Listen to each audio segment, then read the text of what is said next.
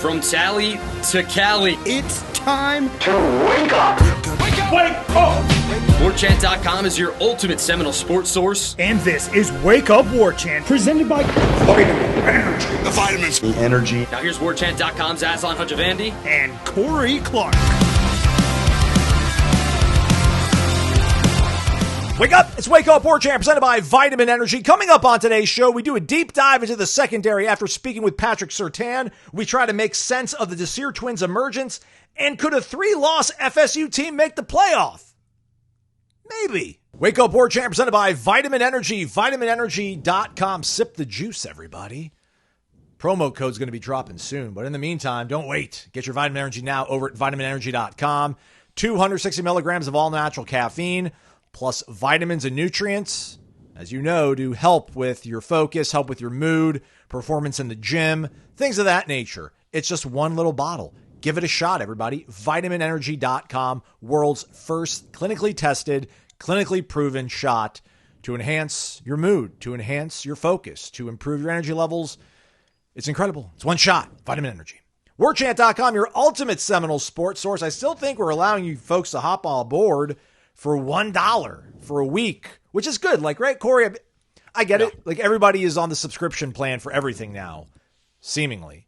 And you're like, man, I don't know if I want to spend an extra $12 a month for better access to my Noles. It's like, okay, well, I think it's worth it. How about you just come over and try it out for a week for $1? No other obligation you're under. So go check out warchant.com now. Run. Click. Sign up. Hit the thumbs up. Rate and review the podcast as well. We would appreciate it. We being me and Corey Clark. Corey, how are you, my friend? I'm good, buddy. I'm good. I trust you're doing well. Sir, correct. That's right. That's Nice. right. How excited are you? I'm a little bit jealous. I won't be in town for this Doak Campbell sneak peek. Are you going to take your bride with you, show her around the new facility? I mean, no, I wasn't invited. Oh, so I'm not going to do that. Have they invited the media at all? I don't think so. Okay, well, then I don't feel maybe. bad about being out of town then. Maybe they have, but I don't think so. I thought it was just for the big money booster folks. But hey, you know what? We know people who will be there. That's right. That's right. They got cameras on their phones, I bet. All right. Just throwing that out there, everybody. Yeah. Everybody that's listening. Yeah. You guys saw what was happening on the live show, the bags being dropped from those big-time boosters. They've got access. We shake them down for information. They used to shake us down for information. Funny how the world works, everybody. Yeah, you never know when you're going to be on your way down or on your way up, so be nice to everybody. So I let everybody down. I apologize. On Thursday, we got Patrick Surtain. Didn't ask him anything about Conrad Hussey. I don't know if I was derelict of duty. Norvell was asked about Conrad Hussey. What's he going to say? I don't know, Matt. He was dismissed from the team, and that's all I want to say on it. And Surtain's not even Hussey's coach. Surtain's the cornerbacks coach. I thought his title, I think, is DBs, but I get it. Evan Cooper focuses more on the safeties, but the safeties, yeah. His title is defensive backs. But I am glad you asked about Shyheim Brown, even though it's not his position. Yeah. Technically, it's Evan Cooper, right? Yeah, it's the safety. There's position. No way that I know right now Terrence Knighton's coaching the whole defensive line, but I know there's some schools that do inside linebackers coach, outside linebackers coach. Man, you guys are so similar, and you're in the same, frame of reference when it comes to playing this game that you have an idea of what's going on. So, yeah, I didn't even think about asking him that and him being like, well, I don't coach him. So how did you interpret? I know Jeff Cameron and Tom Lang do their own coach interpretations. I don't think we need one for Patrick Surtain. He's pretty straightforward. Yeah, so just going, if you want a quick rundown of it, and I just wrote the story, that's why it's fresh on my mind. It's on Warchant. It's been on Warchant for hours by this point, but I'm saying as we record this, I just wrote it. If you want a state of the secondary, Jerry Wilson. Jerry, don't call me Jeremiah. Correct. Wilson. He changed his name on the roster, everyone. Now he's Jerry. He just goes by Jerry. I don't know what happened. Jerry Why Wilson. the first 21 years of his life he was Jeremiah. Now he's like, I'm going to be Jerry Wilson. Imagine getting locked up. Imagine getting locked up by a guy named Jerry Wilson. Yeah. I went 0-4. Didn't get one pass. What was going on, man? Jerry Wilson was on me all night. Jeremiah is such a cooler name to me for a football player. Yeah, it is. So I don't know what he's doing there. So anyway, we have a lot of opinions on Florida State defensive backs' names, from Jeremiah to Duty. Like we got some opinions. But yeah, so it sounds like, doesn't really sound like, as long as he's healthy, Jerry Wilson is one of your starting cornerbacks. I mean, Surtain already called him the leader of the secondary, and he's been there for 2 months. You don't bench the leader of the secondary. They're not second string. So that's not a stunner. We knew that. He didn't come here to sit the bench, and it was inevitable anyway. So Jerry Wilson is starting at corner. It sounds like every single other position is up for grabs. That I think, and so starting with Aslan asked him about Shyheim, and he said Shy's in the mix. Now, I don't know if he's being cagey, like that's what you would, like, when Jimbo told us that nobody secured a starting spot before the 2016 season as a big, huge 8-foot poster of Dalvin Cook loomed over him in the podium as he was saying it. He's like, yeah, no positions are up for grabs. All of them. All of them are up for grabs. Yeah. No positions set in stone. It's like, okay, I bet Dalvin's probably a starter, right? But anyway, it could be that. He could be being cagey about Shyheim. Not that Shyheim is the Dalvin Cook of safeties. But I think there's some validity to the fact that he's having to fight for a job, which isn't a great sign. Nope. But it's also a new defense. It's not like he's playing the same defense he's played for 3 years, so he's having to learn it too. He's learning just like Kirkland is learning, just like Ashlyn Barker is learning, Earl Little, people like that. So anyway, I thought that was illuminating enough that he basically said Shy's in the mix, not like Shy's played well or Shy's a starter, just Shy's in the mix. We know he's played a lot of football here, but he's still got to get better too. That's like the basically the exact quote. So again, Shyheim, we're halfway through camp. Hopefully it clicks and he'll end up being he'll have a good senior year. And then the other cornerback spot, man, like, again, I don't know how much stock people put into who's named first, but when he was asked about the cornerback position outside of Jerry Wilson, it was Quindarius, Ja'bril Rawls, and then Arnaud. And then he went on about Arnaud. Like, he stopped the list to talk about Arnaud. Said that he's not scared, he doesn't play like a freshman, or he's been impressive as hell for a freshman, and he's definitely has a chance to be in the lineup. Is it exact quote? Like, he might be in the lineup. So again, Arnaud's challenging him, I think. I don't know if he's going to play against Alabama. I think he's going to play this year. Then he mentioned Charles Lester and Kai Bates. No Ricky Knight, by the way, which I'm all for it. Like, if Ricky Knight doesn't have a chance to play, don't be Mike Norvell and list 9 running backs. Just list the guys that have a chance to play. But I'm surprised. I really liked Ricky Knight when we saw him last year. But either way, so those are the 6 corners you're kind of working with. And I guess that he didn't mention Edwin Joseph, did he? I don't recall. But Edwin Joseph is going to play a lot. So I don't know if that's because he's more of a slot guy or maybe he's working at rover or safety, whatever they're doing with Edwin Joseph. I think Edwin Joseph is going to play a lot. In fact, in that video where Jerry Wilson intercepts it and runs it back to the house, which we're assuming is the first-team defense because, we saw some people. Elijah Herring was on the field. Gross throw, by the way. Still, not dogging Tommy. Doesn't change my opinion. Sounds like you're dogging. I don't know what that throw was, though. When they talked about it sounded like he made some really incredible jump on an out route and took it. It was like right over the middle of the field with no receiver. It was like it went right to Jeremiah. But that's what I was saying. I think if you panned back, there is a chance he's throwing to another receiver behind that receiver that we see. You know what I'm saying? Okay. And that's the play that Jerry Wilson made, was that, number one, he either ran the route for the receiver, which is good too, and just got there before the receiver did, or he had his eyes in the backfield. He went off his man to jump a route to a guy 10 yards behind him.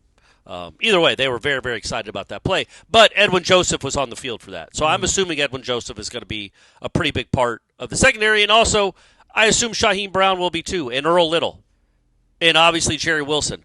But these other guys are going to be playing, and you just wonder what the not what the depth, just like what number they are in line. Like if they're so you play a 3-3-5, so you have 5 DBs on the field almost all the time. Sometimes you'll have 6. Where is Arnaud right now? Is he number 6? Is he number 9? Is he number 4? Like we were halfway through camp, we don't know, but it is nice that they have a lot of names they can throw out there because I think there is that is depth, and I think it's quality depth. When I asked him about Ja'bril, he did mention he was a little bit banged up, which is funny. He mentioned somebody else has been dealing with injuries, and the media liaison on site stared at the ceiling and grimaced and was like, "Oh, don't talk about injuries, Patrick." I'm like, keep giving us information, Coach. But also, Patrick Sertan is 48-year-old man he played in the NFL for 10 years and has been coaching. Like, it's okay if you can say flipping Ja'bril Rawls has been limited. Yeah. The world keeps spinning, I promise. And it's not like a red alarm went off in Tuscaloosa. Like, wait. Ooh, did you guys hear that? You're gonna eat now, man. Yeah, but it's not like DeBoer and Grubb are like, what now? Ja'bril Rawls has been limited? Ooh. Guys, emergency meeting now. 11. Now, get in here. Ty Simpson, look for 11 on the field, go at him. Exploit him. Yeah. Come on now. Anyway, go ahead. When I spoke to what did he say about Ja'bril? Well, he said he's rangy, right? He's really athletic. Like, he's a playmaker. When he's out there, he is making plays, but he's like, I'm concerned about him taking care of his body. And I think he said something very similar at the luncheon when I asked him about Ja'bril Rawls. So I don't know how much of that is a continuation or just kind of like, the same thing applies, or if it might be coming a little bit more commonplace that he just, he's getting nicked up and it's a little bit more tough for him to kind of bounce back, because the way Tony White talked about him during the spring, it seemed that all things were kind of pushing in the direction that they were hoping Ja'bril was going to be that guy to rise up and probably be one of the top cornerbacks alongside Jerry, who wasn't here at that time. So found a little bit curious that we're still having maybe some injuries concerns with our defensive back. But hey, maybe it's because they're playing really physical, Corey. Maybe that's some collateral damage. Everybody wants them to be more physical. Maybe this is why some guys are a little bit more limited or what have you. I think, though, because we get asked a lot about what position can you least afford injuries that we think going into the season, and obviously our answer is always near the line of scrimmage. The DBs, I'm a little less worried about that, only because, again, I want to point this out. If Darrell Jackson gets hurt and then you have to put in his sub, well, man, that's a big drop. It's a big drop in production, ability, talent. If Ja'bril Rawls gets dropped or gets hurt, and you have to put in, say, Charles Lester or Quindarius Jones, Quindarius, Edwin, whoever you'd put in, they seem to be all about kind of similar, which is good and bad, right? Like, you don't have any superstar, you don't have a Jalen Ramsey or a Derwin James, but you have maybe a lot of AJ Westbrooks. Is that a good reference? Nice. He was a good player his last year. Yeah. His last year, I thought he was good. You know what I mean? He was a good. You have a lot of not Jamie Robinsons, but a lot of Charles Lesters. Not Charles Lester. Who was the cornerback last year? Fincherell Cypress. Okay. Good grief.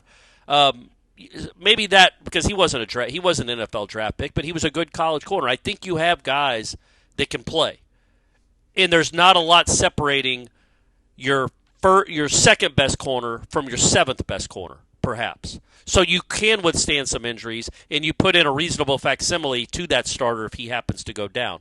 If Darrell Jackson gets hurt, or if James Williams ends up being awesome and he gets hurt, well, that's where you worry about the depth. I think you've got a lot of kind of interchangeable parts in the secondary. Nothing special that we know of yet, nothing incredible, but a bunch of guys that can probably play a little bit. And so you just, you find five that can play together.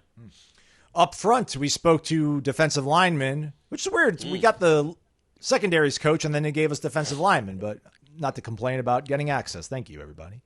We got the Desir Twins. They got names, Mandrell and Darryl. But then we also spoke to Jaden Jones, kind of the breakout star of this spring so far, Corey. Very, very soft-spoken guy, very introspective. Obviously, the thing that stood out to me most was, and I don't want to get too, hallmark or whatever, but so many times, we're looking at these players, and I get it, they're getting paid, but it's, all right, you have a job here. You have a scholarship. You're getting paid money. You need to be available. You need to be in the lineup. And if you can't be in the lineup as a fan, I'm not going to consider you part of the plan, part of the solution. You're not a guy that I'm talking to my friends about in a group chat about who I think is going to help this team get better. And just to hear the way he talked about going through everything he's gone through, you realize for some of these guys, this could be really tough to face this kind of level of adversity. When you think you have the whole world kind of in your hands coming out of JUCO and everyone's giving you offers and you're kind of fulfilling your own potential and Florida State's coming at you and then you cannot get on the field in 2 seasons because you're getting injured seriously, you can kind of see Jaden Jones wearing it, feeling it, but at the same time really hopeful and optimistic about his future. Yeah, and again, he could be one of the really cool stories of the season if he plays as well as they're saying that he's been playing. But yeah, you get guys like that. And again, it goes back to the whole reason I think this team has a shot to do some things is because the not taking things for granted, being grateful for where you are, being hungry. So many of these guys, literally almost all of them, have proven nothing. Jaden Jones being one of them. So they're chasing, whether they're chasing individual stardom or team, it doesn't really matter. They're trying to matter. Like they're trying to be that this is their year to prove or be a really good college football player, because most of them haven't proven it yet. None of them have. Literally, I don't think anybody on this team has proven to be a really good college football player. Jerry Wilson's probably the closest, but again, he's not. Pettibone. I guess. Yes, he's proven to be a solid college football player, but like truly great, like all-American level, all ACC level, like that nobody on this team. So that's what's really cool. All starting 22. Thomas Castellanos has had good moments. He has not been a all ACC caliber quarterback. Deuce Robinson could be all these guys go down the line. There's some talent, there's some projectability, but none of them have proven anything. And Jaden Jones has a lot to prove too. Obviously, hasn't done anything. He's been here since 23, and I don't know if he's played a snap. Maybe he played some in 23, but not snaps that mattered. And then he missed all of last year. He's coming basically off 2 torn knees, and if he can come and be a guy again, you're going to get them. If they're ever going to be anything, even if any of these dudes on this football team, if they're ever going to be anything, it's this year. You have a very hungry football team and guys that have not proven anything. So that's what kind of Jaden Jones being one of them, right? Like they all have their unique stories, but it's kind of cool. Even Darrell Jackson has not proven he should be the number one defensive tackle taken. Not even close. Nothing anywhere remotely close to that. But that's something that might be his potential. James Williams has not proven anything like he should be an NFL player yet, but he's got that to prove. On and on and on, and Jaden Jones fits right in there because he was given up for. A host of a popular podcast forgot he was on the team. And then here you go. I guess, am I the host? I guess you're the host. We're co-hosts. We're equal. Co-host, I guess, but it feels like the host is the guy that does most of the introductions and talking. So I feel like I don't deserve co-host. I do most of the talking, you're right. Which is fine. But I don't do most of the introduction. Right. Well, hey, welcome to the show. That's what a host does. Yeah, you can call yourself a host. It's fine. It's fine. We're both hosts. Like we don't have to say co-host. Yeah. We each host it, so. All right, yeah. But I don't know that it would be the same if I was doing it at the beginning. Vitamin Energy. Yeah, you know what I mean? I don't think it rolls the same. You do a really good job of that. So anyway, to wrap that up, I think Jaden Jones, that's a really cool story if he ends up being something, but it just falls in line with what so much of this football team is about, is guys that have not proven anything, that might have some potential, might have some real talent, but have proven nothing and should be really, really hungry to prove they can play and play well. So that's good. Hey, much like the other defensive linemen you talked to on Thursday, because they haven't proven anything either. But by God, they seem like they're really determined and really hungry to make a difference. Yeah, absolutely. One last thing on Jaden Jones, though, and I don't know the proper descriptor, but to hear the way he talked about how Papuchis and Norvell talked to him in his exit interview, just really encouraging. I think. I mean, I don't know, encouraging. I don't know the proper descriptor, but again, I think everybody's rooting for this thing to work, right? Everyone's what rooting. Did he say? Well, just he mentioned that, Papuchis told him, he's like, at that time when they had the exit interviews, Papuchis was his coach because he was a defensive end, and and Papuchis was the defensive ends and special teams coach, and then now he's the linebackers coach. So when they had the exit interview, it was actually Papuchis and Norvell that talked to him, and Papuchis like, I so believe in you. I think you can become a really good player for us. And then he just talked about the positivity that Mike Norvell was pouring into him. And, no one's going to play a violin for Mike Norvell, least of all me, but, making $10 million and all that. But there's a lot of frustration, I'm sure, last year, especially when exit interviews were going down. And it probably would have been really easy to tell that kid, like, hey, great kid, best of luck, man, but it just seems like you're snake bitten. We need all the help we can get with guys that we can rely on. And I know when you have 105 scholarships now or whatever, you don't need all 105 to work out. You can probably have some guys that just are good scout team players or good guys just in the locker room, but to maybe have the foresight or the belief to stick with this kid, because I don't know if I was coaching a guy that for 2 straight years blew out his knee. I don't know. I know Frank Gore bounced back and that ended up being a pretty good career, but doesn't feel like it's very commonplace. So I don't know. I guess it's kudos to John and Norvell for saying the right things and believing in that kid. And hopefully we'll see him make a sack against his home state school on August 30th, Corey. Wouldn't that be something? But let's not have them take any bows just yet. Yeah. Jaden Jones hasn't done anything, so maybe it ends up not being the best decision. But that said, that would be awesome if it is. And the way they've talked about him, so as we sit here in the middle of August, it looks like it was a really good decision because it certainly seems like he could be a factor on this defense early. All right, what about the Desir Twins? I still don't think I can tell them apart. Inside journalism story for everybody. They brought the first twin up, and usually they'd be like, here's Shamar Arnaud, or, they'll kind of be like, all right, we'll have questions for Usmane. I shouldn't use Usmani. Somebody's telling me now that it's Usmani, and I can't do it anymore, Corey. I'm done with it. Deuce Robinson, everybody. So no, we're not even recording yet, and I'm like, Mandrell? And he's like, no, I'm Daryl. And I'm like, okay. But he was cool with it, and everybody laughed because we didn't know. They didn't say who it was. Because that's on the SID. Yeah, no. How in the world would we supposed to know? How would you know?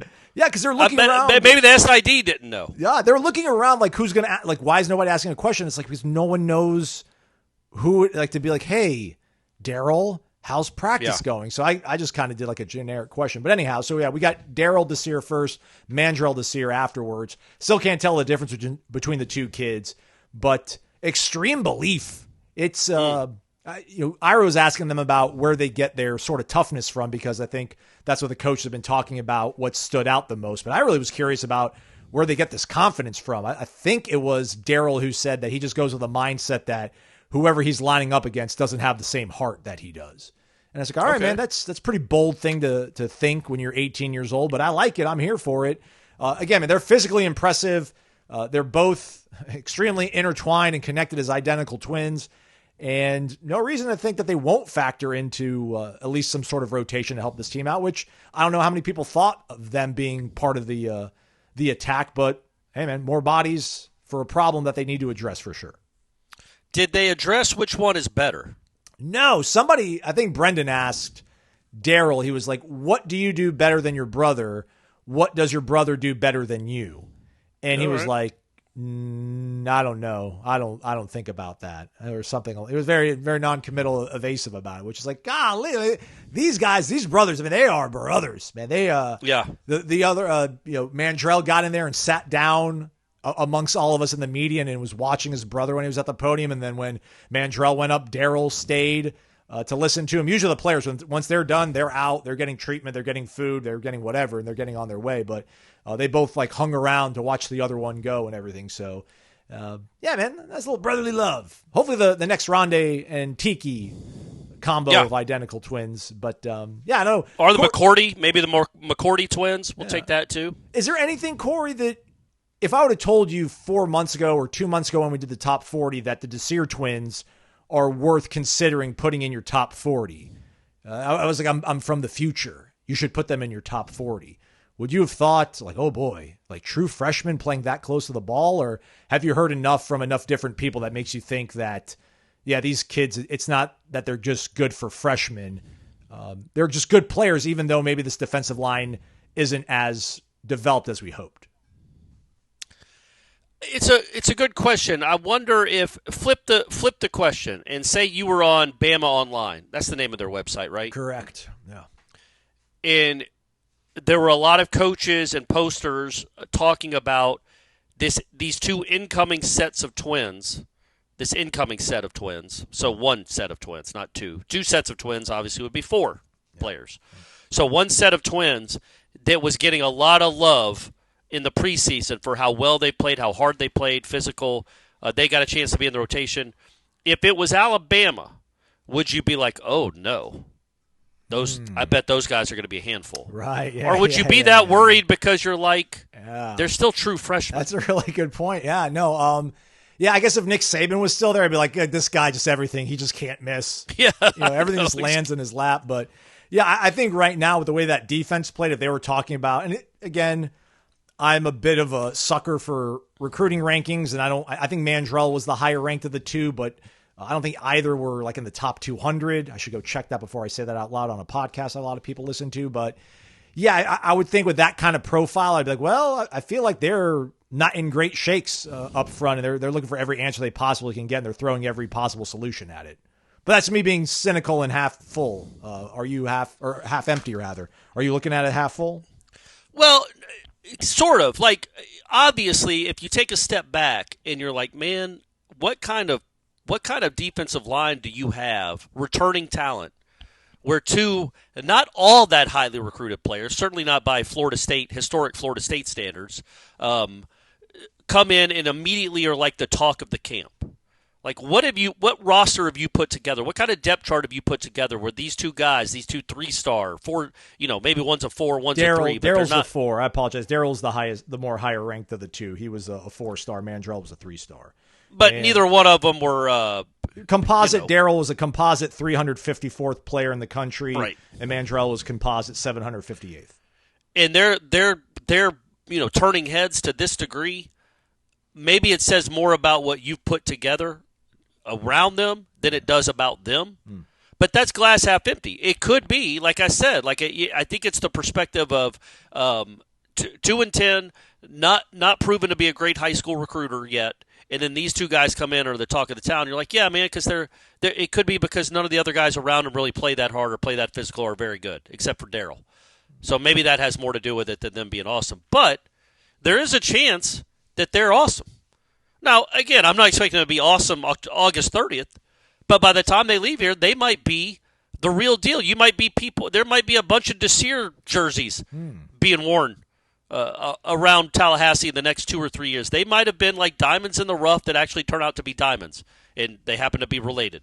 By the way, Desiring double. What about that for a headline? Desiring double. Instead of seeing double? Yeah.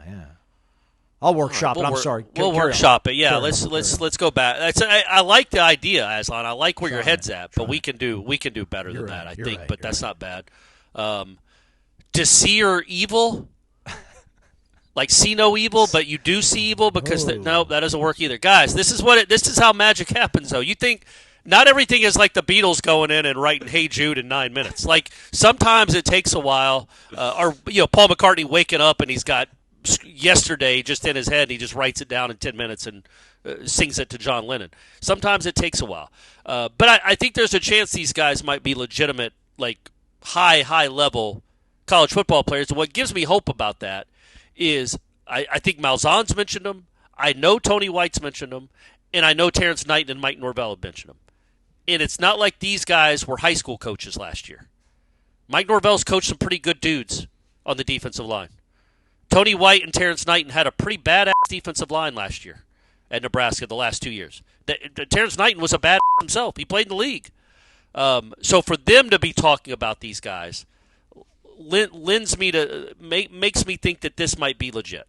But I can understand how you can look at it two different ways where you're like, God, if they're the talk of the camp and they weren't even that highly regarded, this isn't Timmy Jernigan or Mario Edwards. These weren't the 5-star super duper guys. Then maybe this is going to be a rough year for the defensive line, which it could be. Or maybe these guys are just that good that they could be one of those rare unicorns. I guess it's not a unicorn if there's two of them. Unicorn twins that are by the line of scrimmage and that can play early, even as true freshmen on the defensive line, which would be crazy. Corner Pocket Bar and Grill, located over at 2475 Appalachia Parkway, featuring daily lunch specials from 11 a.m. to 3 p.m. for only $8.99, and then a happy hour weekdays 4 to 7 p.m., and then all day Sunday. 40 television screens, 0 on Little League World Series action whenever Corey Clark's there, so try to find out when Corey's there. So all the good stuff on the TV. Don't put that on me, because sometimes it's just on. Sometimes it's just on. Ice cold drinks, delicious food, 40 televisions, as I mentioned, darts, billiards, a jukebox, sometimes even live music. It's everything you want in your favorite sports bar. Make it your favorite sports bar. Come visit the Corner Pocket Bar and Grill, and don't forget, meet and greet live show the 29th, Friday, the eve of the Alabama game, the opener, Norvell 2.0. Hope to see you all there. We're back. It's Wake Up Warchant presented by Vitamin Energy, vitaminenergy.com. Let's get to the rest of these questions from the mailbag the other day, Corey. Unless, was there anything else, news of the day that I missed while we record this? No, okay, we're good. Just want to make sure. SQuinn67, my question to both of you this week, what's the first game of the season do you remember as being the biggest announcement to the college football world that we were going to be a team that would be a problem for others? I mean, the Pitt game, right? That's the first one that comes to mind because you knew they had talent, but that was all about the quarterback, and the quarterback looked like the best quarterback that had ever lived in those 4 quarters. It was so unlike any Jimbo offense we had seen that you're like, oh, good grief! If this is what it's going to be like, then they're going to steamroll everyone. Or it's going to be really fun. So I would, but even then they were like 11th or 12th in the preseason. Yeah, 13th. So they were thought to be pretty good. Yeah, but still, that to me seems like for a season opener. That to me seems like the one that comes to mind the most. I'll try to think of another one offhand. What about that defensive stand in the Meadowlands against KU in '93? Yeah, no, because you knew you were going to win that game by a lot no matter what.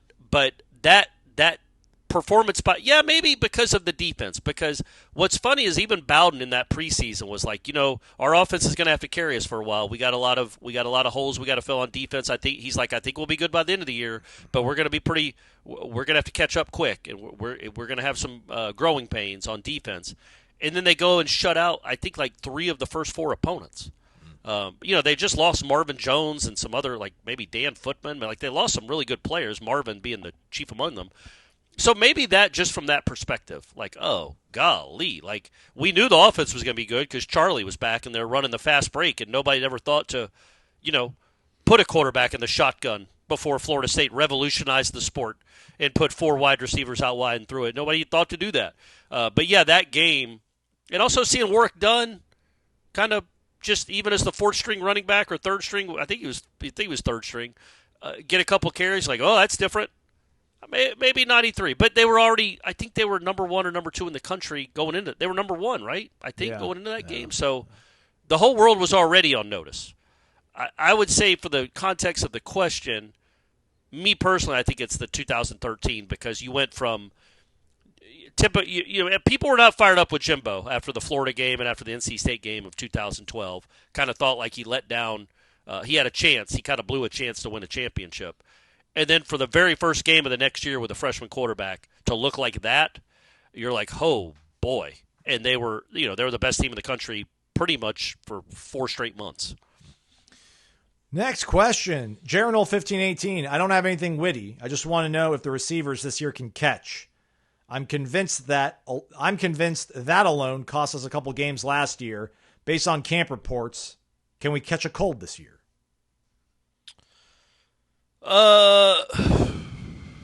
They're not telling us when they drop them. And last year it wasn't. When we talked about what we saw in camp last year, it wasn't as I don't think. Maybe I'd have to go back and listen to the shows. It's not like I don't remember coming onto these. Putting this headset on, talking to my man Aslan, and being like, guys, the receivers had a hell of a day. The receivers look unguardable. Yeah. Like they had better days than others, and there were days where they were actually better than the DBs. But more often than not, we were kind of lamenting, especially Aslan, like, yeah, not really seeing a lot of great stuff from the receivers. And look, man, dropping, not dropping, I know drops are important. I'm not diminishing that. It's get open. Getting open is the first step, not catching the ball because there's not a ton of plays. There's the Portier drop against Duke, and there's some other drops. But by and large, the reason Florida State's wide receivers weren't very good last year wasn't because they couldn't catch the ball. It's because they couldn't get open. There was nothing special about what they did, and sometimes they didn't have time to get open because old Krobenhawk was in the fetal position with 3 guys on him. By the time they were making their break, so it was hard all around. But can they get open? Can they shake defenders? Can they find soft spots in zones? And can they do something with the ball after they catch it? That to me is much more important than just pure drops. And that's why I always came back to Johnny Wilson. I sound like Jimbo right there. That's why I always say, That's what I always say about Johnny Wilson. But, like, Johnny would make you want to tear your hair out sometimes with those drops. But you can live with a few of them if he's also making those special plays, which he did almost every game that you needed him to. He made some special plays.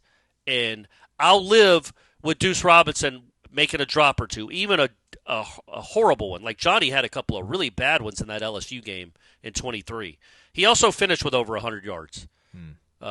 So you can live with a couple of them, but the biggest key is getting open and getting open to where the quarterback can throw it to you, and then after you have the ball in your hands, doing something with it. So anyway, we have not heard that drops have been an issue, but I'm not really all that concerned with that. I think, and those could be famous last words. To me, the biggest deal by far is, can these guys get open and make plays? Isn't the fact that Gus pretty much told us that he's got 3 guys that he's relying on is it a bit of an implication that they're reliable catching the ball? Yes. And he said 3 that had separated themselves, and it's the Boggs, Squirrel White, and Deuce. But yes. Yeah, man. I assume they're doing well. I assume Boggs, and here's the thing, Boggs is going to drop a pass. Rashard Green, I brought this up before, Rashad Green had one of the worst drops in Florida State history. They're down 21-3 in a national championship game. Offense looks lost. There's 5 minutes left in the second quarter. They're getting blown out. They're getting kind of embarrassed. And on a 3rd and 4, he's wide open for a first down, and he just flat out drops it. Just drops the ball. Just starts to turn upfield before he has the ball in his hands. I can't remember him dropping. I don't know if I remember another drop he had in 4 years. But that was a horrible drop. That doesn't take away from what he did the rest of the game. And also, that was the fake punt. It came right after that, so they kept the drive going and then went down and scored. But the only reason they had to run the fake punt, because Rashad dropped the wide-open 3rd down catch that would have been a first down. So, I don't know, man. Drops are bad. I get it. But I'm much more interested in the special guy. Peter Warrick dropped balls. Like, they all drop them. Jerry Rice had a really bad drop problem when he got in the league. But, by God, you're not going to give up on the guys that continually get open. And if you're open, good. That's good. We'll come back to you. Now, just next time, make sure you catch it. What percentage chance would you put, and this is I've had a bad week of asking questions, so I'm just going to go out with a bad one, too. Oh, good. I can't wait. What kind of percentage would you put on Luke Kromenhoek still being here if Kentron had made that catch at Duke? Like 5%, more than 20%? Or? By the way, I think that's the one, right? If you're talking about a game they lost because of drops, it's that one. Yeah. Because that's a touchdown, and one touchdown would have won that game. You never know how the game's going to play out any different. Maybe Duke doesn't go into a shell as much on offense if they're behind. But that was by far the biggest drop of the season. I would say less than 10. The only thing you don't know is when you make a throw like that and you win a game as a quarterback, what that does for your confidence level where you start to trust what you're seeing. Maybe that helps. But I don't know, man. I don't know. You would certainly hope that Luke Kromenhoek, and he might prove to be a fine college quarterback, one drop doesn't dictate his entire career. Like, I feel like he kind of was what he was last year, which is a guy that watched the rush way too much, did not have any pocket comfortability at all, not much of a pocket to be comfortable in, but even when there was, he didn't see it. He didn't see it quick. He didn't let it rip, and he was a true freshman going through true freshman pains. I think that still would have been the case even if Kentron catches that ball. But Kentron, catch the effing ball. Holy cow. Ah, yes, the dog days of summer are here. For a lot of folks, that means sending the kids off to college. For a lot of you, it means you're going to be going off to college. Ask for a gift on your way out. Ask for security. Ask for style. Mom and dad, help your kid out going to college. They're going to lose their wallet probably because they're probably going to get a little tipsy one night. And by little, I mean a lot tipsy. And they're going to lose their wallet. When's the last time you guys lost your wallets? Never, right? But I lost my wallet all the time in college. I wish I had Ridge and their great wallets that now have AirTag compatibility. So get your Apple AirTag, slips right into your money clip on your Ridge wallet. You lose your wallet, quote unquote. You didn't really lose it. You're going to know where it's at because you can track it with the AirTag. Ridge gives you the goods. And they also give you the peace of mind of a lifetime warranty, free shipping, 99-day risk-free trial. Give it a try. Treat yourself. Also treat that young man or woman in your life that's going and seeking out higher education. Use the promo code WAKEUP over at ridge.com to save on your order. Again, the promo code WAKEUP over at ridge.com. Marlon Joker, wake up, guys. Question. If our logo wasn't strong enough to get an invite to the 4-team invitational as an undefeated team, what makes you believe that our logo will get us in a 12-team invitational as a 9-3 team? Love the show. See you guys Miami weekend tally. I definitely don't think that. If they're 9-3, they're not getting in a 12-team playoff. Yeah. Right? Unless they win look, they could be like Clemson. They could win the ACC. If their losses are Alabama to Florida, and then they lose one ACC game and then go win in Charlotte, that's how they're getting in. But if they lose to Alabama, 3 losses is not an at-large bid from the ACC, I don't think. Nope. It wouldn't even matter. Like if they beat Alabama and lose to Clemson, Florida, and then Clemson again in the ACC, and Clemson's like number 1, best team in the country, and 2 of Florida State's losses are to Clemson. The other one is to let's say Florida. Let's say Alabama. They lose to Alabama. Well, yeah, Alabama's the first game of the year, so maybe that would shine well on them. We're like, it's the first. So they game lose to Alabama, Clemson, and Clemson. Yeah, they're 9-3. They beat everybody else. Yeah. Even if they beat, I wanted to use Alabama as a win, as like, hey, they beat the big bad SEC in an opener. Yeah. Doesn't matter. Different Alabama team now. That was Ty Simpson's first game. So and so's coming off an ACL injury. They're a much better team now. It doesn't matter. That's what we would hear. So there is no scenario where Florida State, non-ACC champion Florida State, has 3 losses, even if they're to Alabama and 2 to Clemson, or if they're to Miami and 2 to Clemson, and they beat Alabama and Florida. They beat 2 SEC teams. There's no scenario where I think a 9-3 ACC team is getting in to the college football playoff if they didn't win the conference. It'd be awesome, though. It'd be nice if if that wasn't the case, but I mean, just doesn't seem like that's the landscape. Yeah. That is a good example. I did not even think about doing the double dip against Clemson, especially if they end up just being, by October, they're the number 1 team in the nation and they hold on to it. Think about this, Aslan. So Clemson, let's say Clemson starts out beating out, and this is all fantasy, right, folks? Like, we know Florida State's not going to go, they're not going to win every game on their schedule, but Clemson. But let's play that out where Clemson beats LSU and then goes 13-0 going into Charlotte. Like, looks like and plays like the best team in the country. 12-0. So Florida State has a loss to Miami in October, home loss. Let's say they beat Alabama and they beat Florida, and let's say their ACC loss is on the road at NC State on a Friday night. So Florida State they lose to Clemson, they lose to NC State, they make it to Charlotte, so they are 10-2 with wins over Alabama and Florida. They are 10-2 playing Clemson and Miami. They're playing Clemson and Charlotte. They lose to the number 1 team in the country again to go to whatever that would make them 10-3. Yeah. No chance. No chance. Should that be the case? Of course not. But maybe in that scenario, if you beat both Alabama and Florida, bookended your season with it, maybe. But at that point, you've lost like 2 out of your last 3 games and maybe 3 out of your last 5. Yeah, because you go Clemson, Virginia Tech, NC State, Florida, and then Charlotte. So that's 5 games. That would be 3 losses, 2 to Clemson. But 2 of your losses are to the number 1 team in the country. And what if it would depend on how it plays out. Like if you lose 46-9, they'll be like, I don't know. Yeah. But if you're in the game in the fourth quarter and it ends up being 30-24, if it ends up being like the SMU Clemson game last year, I just don't see how it could matter. I don't think it'll matter. I think they'll find a reason to not pick you because you had 3 losses. Shouldn't have lost NC State. Yeah, but Georgia lost at Kentucky, who finished. It doesn't matter. That's SEC. You shouldn't have lost on a Friday night to NC State. That was your playoff game, and you lost it, so you don't get it. And you had a chance to beat Clemson, which is true, by the way. If you make it to Charlotte, you're kind of in the playoff, but you're having to play the number 1 team in the country. And ACC teams won't get the benefit of the doubt, especially if they lose to ACC teams not named Clemson. Man, that would have been a good generating discussion question. Marlon, it was more thought provoking than I thought at first glance. But it was a good question. Tough. Shoot. See, I need to figure out a way to actually do it retroactively, like after the show's over. Like, let's do drum roll. The best question was. Maybe we'll do that at some point. But let's go a few more. Wadata_80. Gentlemen, let's hear it.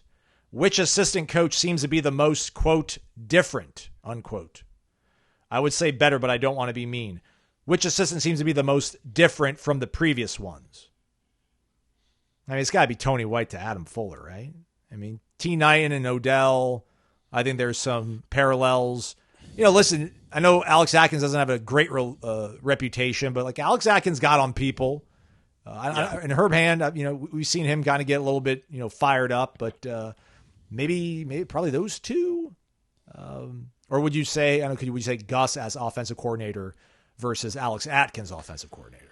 It just depends on the context of the question. I don't quite understand what he's going for as far as different, like different personalities, or just different as in like really good at their job. I guess I would say better, but I don't want to be mean. But he wants to say better, so let's just. So look, as much grief as we've given Adam Fuller, especially compared to Tony White, like, you know, Adam Fuller did put together a really good defense in 2023. He had a lot of resources there and a lot of good players to work with, but he proved he could coach at this level to a certain extent.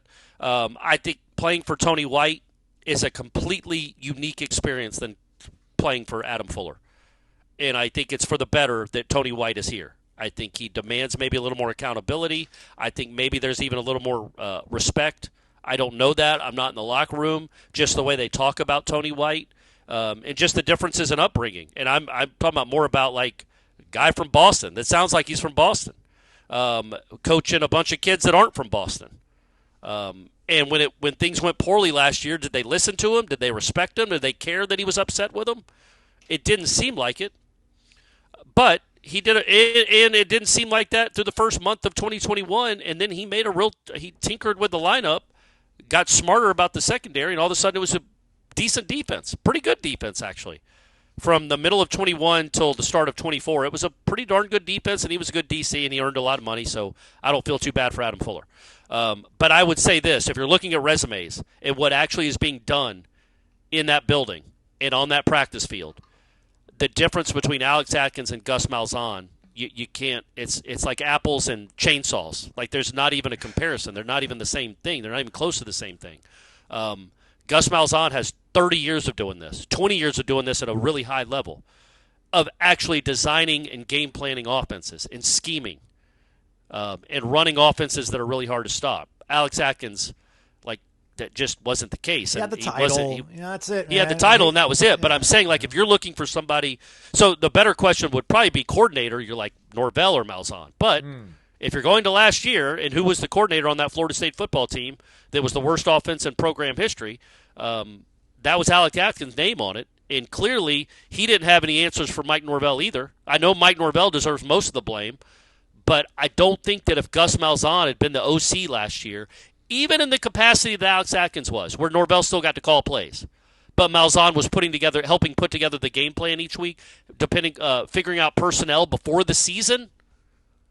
Like, no, that guy doesn't fit. That guy, we don't need him. Let's go get this. I don't think this offensive line is very good. Let's go replace some of these guys. That kind of brain, and that's what they needed last year, and they didn't have it. And I mean brain as in like Atkins. Atkins is a smart dude, man. He's going to be coaching for a long time. But those were his guys, and he wasn't going to replace them. He had been up with them since COVID. Like, literally, they had gone through COVID together. He was not going to tell Darius or Maurice to take a seat. He just wasn't going to do it. Gus Malzahn would have had no problem doing it. So, again, different, I don't know. But I know that the Gus Malzahn Herb Hand combination, I've said this before, gives me a lot more confidence than the Mike Norvell Alex Atkins combination of last year. Last question. We mentioned something about week 0 and food, right? I think we mentioned on the live show. Do you go all out on the Saturday? Oh, yeah. Yeah. Shout out Throw Thermal Pod. Go watch the live show from the other day. We talked about you at the top. Armchair Osceola. Wake up. As much heartbreak as last year dished out, I think I'm ready to be hurt again. I've got a conspiracy theory. I want to see if either of you can shoot it down. You said the Desir twins are completely identical, so much so that even their own mother might not tell them apart. I don't know about that. I don't think we said that. Yeah, I didn't. Aslan might have said it, but I don't listen to what Aslan says most of the time. Okay. It's crazy though. Somebody asked them, like, you know, how are guys your teammates in terms of being able to differentiate between you two. And I forgot which one was up there, but they're like, yeah, they're getting better. Like, you just got to figure out the one thing and then hone in on it. He's like, some people think our noses are different. Some people say it's our hair. Other people say it's our tattoos. And I'm like, tattoos is going to be my thing. Yeah. Bro, they both have like their right arm covered in tattoos. It's not like one of them's got the left arm and the other one has the right arm. They both have the right arms tattooed heavily. So it's like, I can't even use the tattoos. But anyways, here's a question. One is a top recruit, the other less so. So here's my question. How do we know they're not swapping jersey numbers in the locker room? What if the twin with the hot hand in practice switches numbers with his brother, making it look like they're both racking up big plays? Feels like the perfect juicy lead for an ambitious young journalist. Thanks and beat Emma.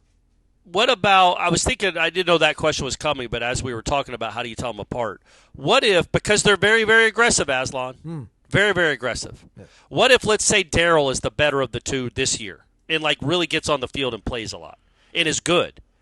And then because he's really aggressive, maybe he gets 2 personal fouls in a game or maybe targets someone.